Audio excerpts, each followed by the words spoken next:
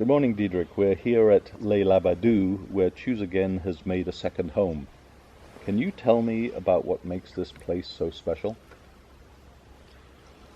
Wonderful question. It's very hard to say. It's what makes it special. There is a certain energy, which some people feel very strongly, and other people just enjoy the place for what it is. There is incredible physical beauty. There's an openness and a clarity of the air, which is phenomenal. What makes it special is the cultural history behind everything that you see. It goes back thousands of years. There's Rennes le Chateau, which is of course made famous by Dan Brown's Da Vinci Code, but also many other more scholarly works about the intriguing history of Mary Magdalene. There are castles, Qatar castles around, which are absolutely astonishing. Is that enough for now? Or, I mean, I could go on because That's it's absolutely perfect. Yeah. priceless. Can you talk a little about the workshops that you've held here? For example, if you're new to Choose Again, what would you expect from a workshop here? What you'd expect from a workshop is primarily to get a really good idea of who you think you are. Because who you think you are is what you've taken into the world and which has created the experience that you've had in the world, in relationships, in work, in play, in how you choose to live, in the standard of living. All of these factors come purely and exclusively from who you think you are. And what you learn to do here, sometimes very quickly, if some people are really open to it and immediately get it, is that who you think you are is not who you are, and that you can, with the tools that we are together practicing, move out of who you think you are into, ultimately, of course, the self, which is the capital S self, which is who you are in truth, but in that process you move into a self that you like a whole lot better. So we have people that sometimes come with depression or anger issues or marriage struggles, and what they learn to do here is to first of all own these and just accept the fact that whatever I'm experiencing comes entirely from me and not from my work or my partner or where I live, but it comes from me. And then second of all, recognize that with practicing this work, I can actually transform every single aspect of my life into an experience that is truly enjoyable and fun. And so what you hear here is a lot of laughter. Claire was not in the workshop yesterday, but she heard the laughter across the field. I mean, it's just a lot of fun to really begin to realize how ridiculous I am when I take myself seriously, and that's a big deal to a lot of people. And Choose Again has had lots of people attend various workshops in different parts of the world, in Nosara, in Vancouver, and so on. So for those people who've done workshops before, will there be a benefit to them to come again? Well, that's that's almost a silly question. Is there a benefit for me to be in a circle almost 7 days a week, every year? Absolutely, every day I get a benefit. So even if you got a huge shift last year or 2 years ago or whenever you were with us for any length of time, that shift A is going to be deepened, and B, you'll discover things you haven't discovered yet. So as I said, if I am in the circle every day of the week and love it and get something out of every single circle, then I would imagine if you've been once or twice, you're going to benefit enormously. There's no question. So just, can you share with us what makes a Choose Again workshop different from other healing workshops that are out there? I can't answer that question. I haven't been to many other workshops that are out there.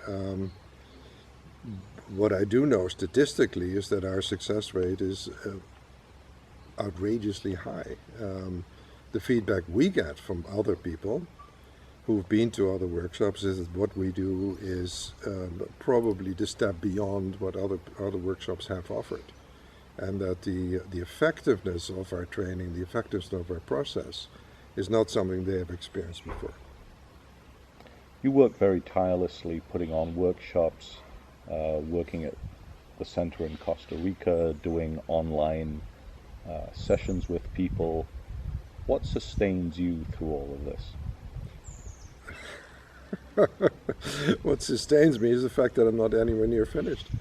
Is that every time I have the privilege of either being in a workshop or in a circle or conducting a one-on-one session on Skype, is I get to continue my own healing. I get to continue my own work. That's what sustains me. And I've said recently in Holland when I was giving a talk, if I ever get this work, you won't see me again because I'll be done. But it's I can't see that yet. It's not on the horizon. Okay. The ever-ready Diederik, so to speak. so to speak. The pink bunny, yeah. What do you hope people will leave with after attending a workshop? I don't really hope that people will leave, and I know that people will leave with what they chose to get out of the workshop. And what my intention is for a workshop for myself is to deepen my understanding and to recommit. I was at a wonderful workshop a few years ago where somebody mentioned the spiritual practice idea, which we don't really talk about enough, I think. But that person mentioning the spiritual practice idea reinvigorated my spiritual practice. So what I hope, if I can use that word, is that people really will realize that they're going to get out of life what they put into it. And so the more I put into my spiritual practice, the more time I spend on meditation, the more I check my thoughts and not believe my own bullshit, the more I'm clear about taking total ownership, the more I get out of the workshop. And then the more I get out of all my other relationships. The workshop is a relationship, like everything is a relationship. So the more clear I am about who I am in the relationship, the more I'll get out of it. Okay. People come from all over Europe to the workshops, and some people from North America. How do you manage the different language levels that people have? First of all, I absolutely love this workshop that we're in right now. We're taking this little interview. I think has 9 nationalities represented, or 9 countries of origins represented.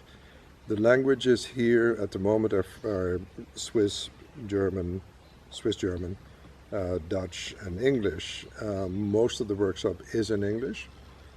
Freddie and I, Freddie's assisting here, Freddie Wilberts from Belgium, and I are fully capable of translating quickly from English into Dutch. The Swiss people tend to support each other in translating. So it has always worked. There was one workshop about 5 years ago in Belgium, which was large. There were about 30 people there, and quite a few Dutch who had trouble with the English. And we did almost the entire workshop in double. I would say something double and then Dutch. Translated it to double Dutch. Is a nasty word, but almost everything had to be translated quickly, because there were people, of course, English-speaking people who speak even less Dutch than the Dutch speak English. But it always works. And if it irritates you that I have to translate for somebody else, then that's a process. So whatever comes up in a workshop is beneficial. Okay. So for people who have a partner, should they bring their partner to the workshop, or are they better coming alone? Do you bring your partner to the dance? The question is clear. I mean, if your partner is willing and interested, absolutely phenomenal to have your partner here. If your partner is not that interested, it doesn't really matter, because ultimately you're working on your own process. If your partner is engaged and committed to the process and to healing, which is the only purpose for the relationship, then it's incredible, absolutely.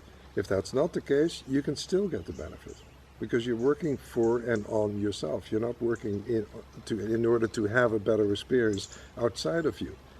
What this work is about is to improve the inner experience, which then will be reflected in the relationship.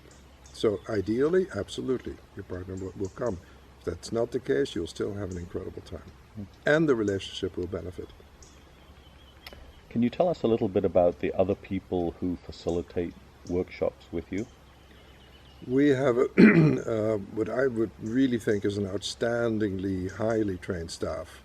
We recently had a survey done amongst maybe 30 of our past clients, and the feedback overall was that they were all really impressed with the caliber of the staff. So whether I'm teaching the workshop or whether Paul Pantaleev is teaching the workshop, or Freddie is teaching a workshop, or Sean Smith is teaching a workshop, we have 8 or 9 highly trained people.